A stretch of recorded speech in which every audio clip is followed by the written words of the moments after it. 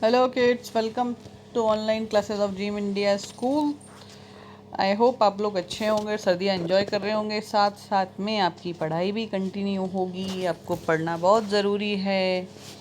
अभी तक हमने अपने 5 लेसन्स पूरे कर लिए थे और चूँकि आपके पास में PDF सारे पहुंच गए हैं, आपकी कॉपीज़ भी कंप्लीट होना चाहिए। हम लोग एक्सप्लेनेशन पार्ट अपना कंप्लीट कर रहे हैं। तो एक्सप्लेनेशन में हमारा ये लेसन 6 है। लेसन 6 है हमारा the wind and the sun. तो विंड का मतलब होता है हवा, एंड सन क्या है? सन हमारा सूरज है। अब देखते हैं लेसन किस बारे में है।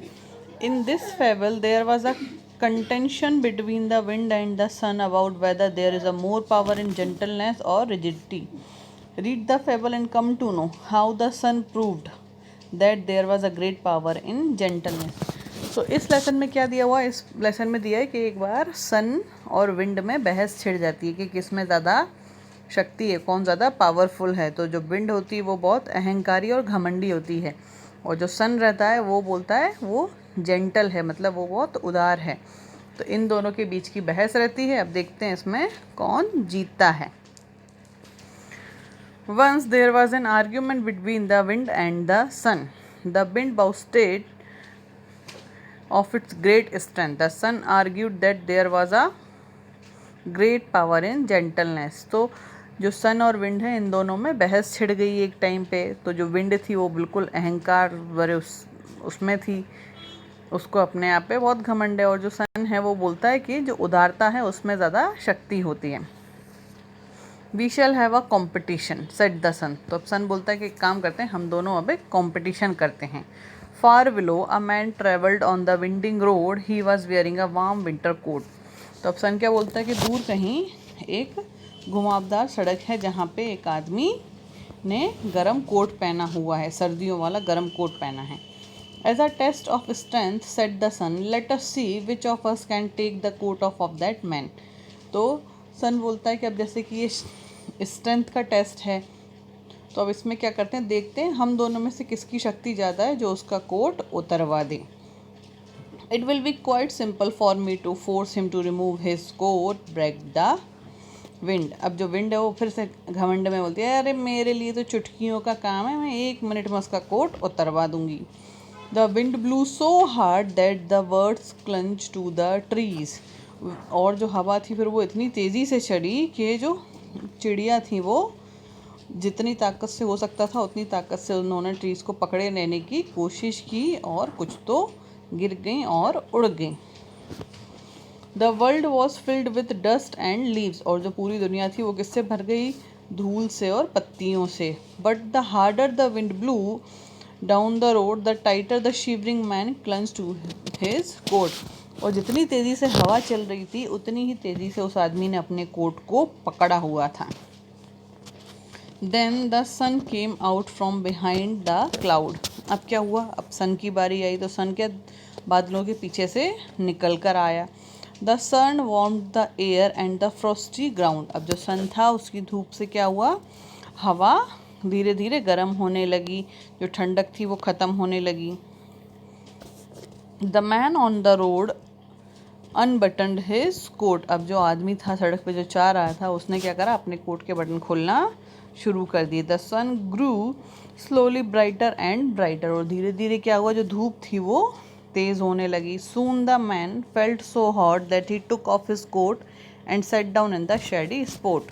अब क्या हुआ? अब जब धीरे धीरे सूरज की गर्मी तेज़ होने लगी तो आदमी ने अपना कोट निकाला और पेड़ की छाँव में जाके बैठ गया। How did you do that set the wind. अब जो हवा है वो सन से पूछती है कि तुमने ये कैसे किया? It was easy said the sun, I light the day through gentleness I got my way. और सन जो है वो बोलता है ये बहुत आसान था, मैंने क्या किया? मैंने जो दिन था उसकी शुरुआत करी कैसे? मेरी उदारता के साथ में। और उस तरह से ये स्टोरी हमारी ख़त्म होती है। तो इसमें कौन जीता? इसमें सन जीता। अब ये PDF आपके पास में पहुंच चुके हैं, तो इसके अकॉर्डिंगली आप अपना कॉपी कंप्लीट कर लेंगे।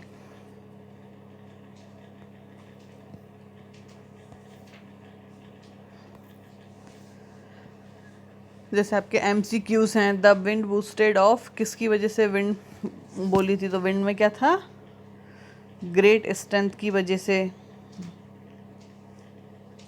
उसको अपनी स्ट्रेंथ पे क्या था, बहुत घमंड था। द मैन ने क्या कर रखा था, मैन ने विंटर कोट पहना हुआ था। सन कहाँ से निकला, क्लाउड से। और फिल इन द ब्लैंक्स में देखिए, फर्स्ट का gentleness, second winding, third birds, fourth Frosty. Question answers भी आपके पास में पहुंच गए हैं।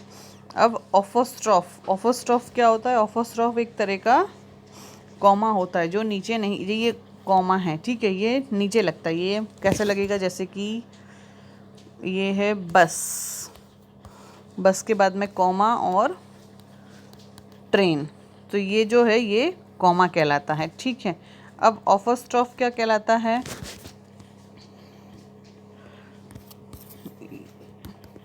अब मैं बोल रही हूँ कि रिया का घर है, तो यहाँ पे ऑफोस्ट्रॉफस यहाँ लगेगा ऐसे, और यहाँ पे एस लग जाएगा, और ये क्या हो जाएगा, रियाज हाउस।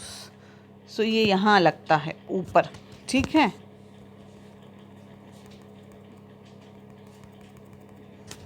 तो यहाँ पे ये देखिए ये लगा हुआ है, और यहाँ ये किसके लिए यूज़ होता है, ये यूज़ होता है जब कोई चीज़ किसी की होती है, जैसे कि we use to show that something और समवन बिलोंग्स टू समवन, जैसे कोई चीज़ किसी की होती है, जैसे कि माय पेन, तो जैसे रियाज हाउस था, तो रिया का पेन अगर होगा तो क्या हो जाएगा, इसमें हो जाएगा रियाज पेन, इस तरीके से, क्योंकि रिया का पेन है तो इसलिए यहाँ पे ऑफोस्ट्रॉफस ऊपर लगेगा। ये फिल इन द ब्लैंक्स हैं, तो यहाँ पे भी हमको ऑफोस्ट्रॉफस यूज़ करना है, तो ये सारे उसके सॉल्यूशंस हैं, ये हो चुके हैं। ये सेंटेंस हैं, इनको आप अपनी लैंग्वेज में भी बना सकते हैं और लिख सकते हैं। ये सिर्फ आपको दिया हुआ है कि अगर आप नहीं कर पा रहे तो आप ये वाले सेंटेंस भी यूज़ कर सकते हैं। तो ये आपका लेसन कंप्लीट हो गया है। अब हम नेक्स्ट वीडियो में नेक्स्ट लेसन कंप्लीट करते हैं। Good day and good bye.